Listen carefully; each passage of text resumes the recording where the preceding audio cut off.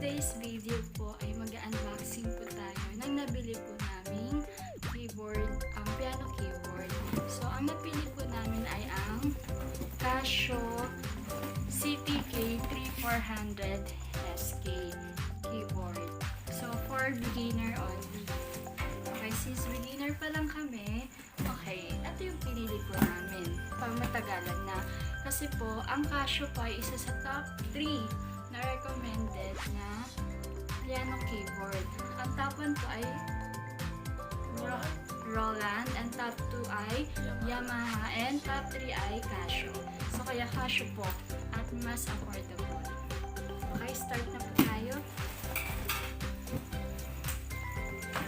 Yan, so medyo excited din eh.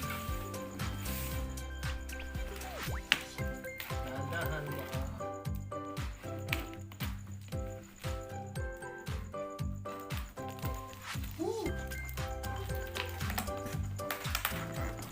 Oops, okay.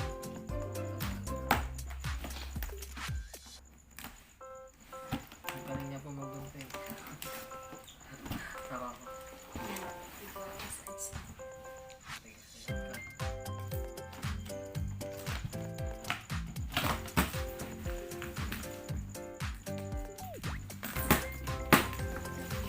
Oops, makita natin.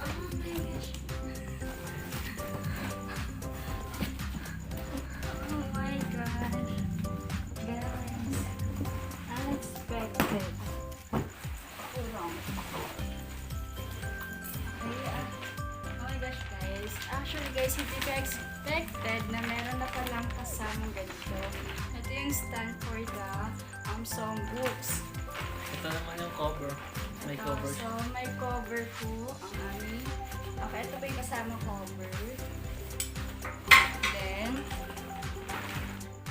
ito po yung guide. Then, ito po yung songbook.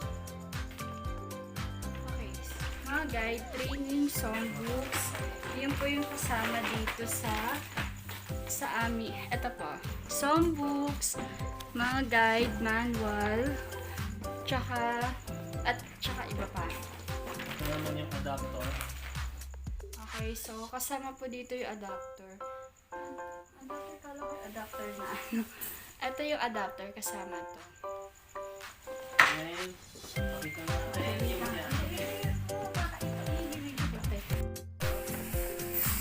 piano ni Maaring.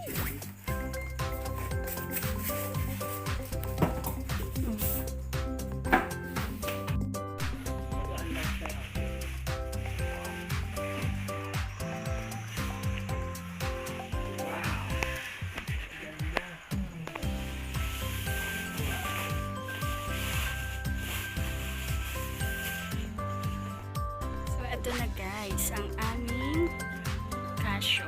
So, meron po, ito po yung ano, touch.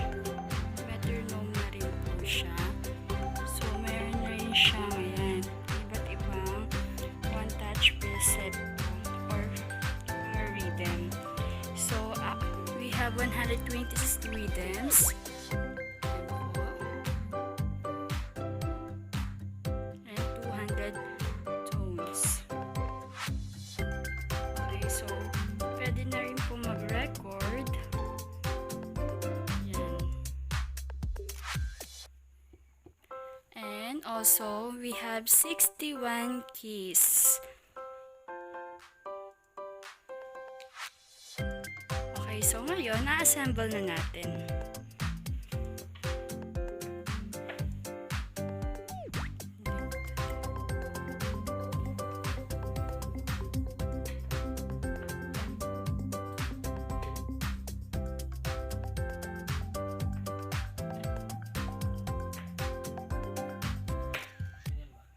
Yes.